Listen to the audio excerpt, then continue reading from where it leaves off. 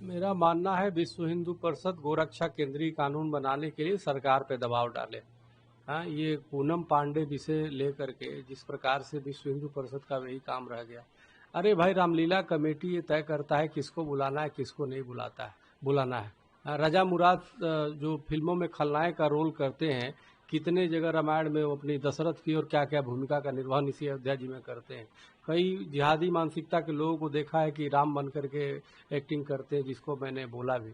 सवाल यह है कि कहीं ना कहीं गोरक्षा और तमाम और हिंदू मुद्दों को वो करने के लिए, भटकाने के लिए, पहले आप देखो कुंभ का जो है पूरी आयोजन माला वाली से लेके ममता कुलकर्णी तक खाली उसी को चलाते रहे। पूरी कुंभ का जो है ये नहीं बताया गया कि भाई कुंभ की क्या प्रमुखता है।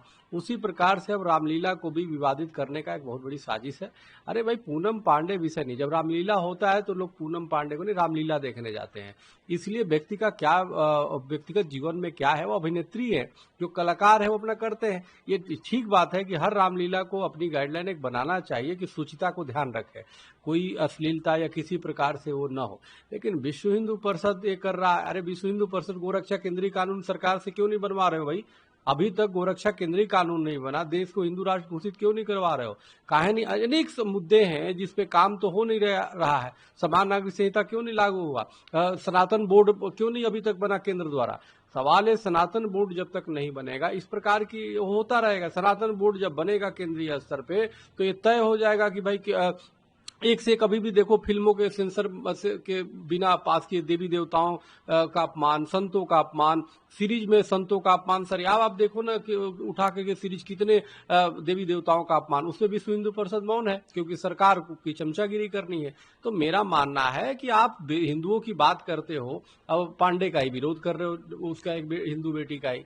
तो इसलिए मेरा मानना है, मैं ये अश्लीलता का समर्थन बिल्कुल नहीं कर सकता या कोई भी, लेकिन मेरा मानना है विश्व हिंदू परिषद एक बड़ी संगठन है, देश के लोग विश्वास करते हैं। तो सरकार है 11 सालों से, आप सरकार से करो ना केंद्रीय स्तर पे कानून बने। अब रामलीला कमेटी के पीछे पड़ रहे हो। रामलीला कमेटी ने जो चाहा वो उसको वो करेगा, वो हटा भी सकता है, और नहीं भी हटाएगा। आप जाओ रामलीला में, जाकी रही भावना, जैसी हरी मूरत देखी तिन तैसी।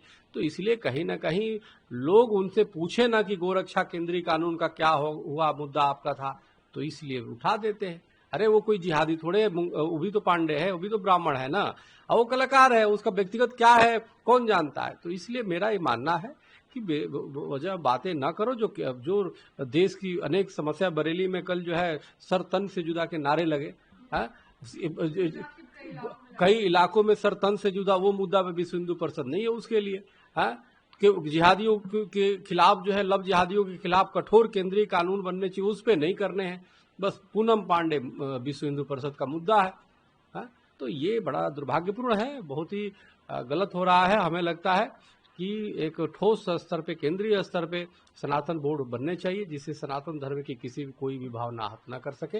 इसके लिए प्रयास होना चाहिए। सेंसर बोर्ड को भी बिल्कुल किसी तरह से और सख्त करने की आवश्यकता है। उसमें संतों को, हिंदूवादियों को रखने की आवश्यकता है, ताकि हिंदू धर्म के आस्थाओं को ठेस न पहुंच पाए। अब बाकी हर रामलीला कमेटियों से मेरा आग्रह है कि कृपया शुचिता बनाए रखें, पवित्रता बनाए रखें। लोग आस्था से आते हैं, तो इसलिए रील और रीच पाने के लिए और टीआरपी लेने के लिए कोई भी चीज हरकत ना करे, रामलीला से किसी प्रकार से छेड़छाड़ ना करें।